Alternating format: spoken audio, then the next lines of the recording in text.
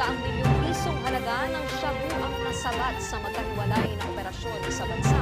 Ang isang tulak ng droga sa Zambales na pag-alabang leader din ng kriminal gang. Nasa frontline ng balitang yan si Rainiel Pawi. Timbok ng tatlong lalaki ito ay tinuturing na high-value drug personality sa Central Luzon. Sa isinagawang bypass sa Cabanatuan City, Nueva Ecija, nasabat sa mga sospek na sina alias Win at Jer ang higit 100 gramo ng shabu na nagkakahalaga ng halos 7 million pesos. Arestado rin ang isa pang alias Kadyo sa Subic, Zambales na kinilalang leader ng isang criminal gang. Nasamsam sa kanya ang higit 30 gramo ng hinihinalang shabu na may halagang halos 230 million pesos.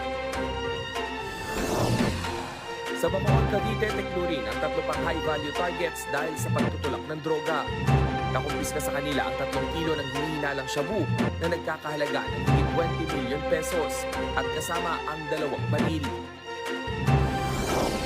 Sa Iloilo, isa ring high-value target ang naaresto sa bayan ng Tubungan.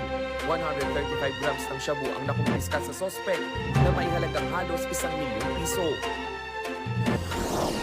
Sa barangay West Rembo naman sa Taguig, nakumpiska ang halos 40 gramo ng shabu sa isang alias Dennis.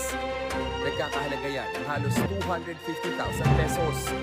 Nasa kustudiya na ng pulisya ang mga sospek na mahaharap sa reklamong paglaban sa Comprehensive Dangerous Drugs Act. Nagbabalita mula sa frontline, Rainiel Pawi, News 5. Mga kapatid, Nikki de Guzman po. Para sa mga impormasyong dapat ninyong malaman, mag-follow at mag-subscribe na sa social media pages ng News 5.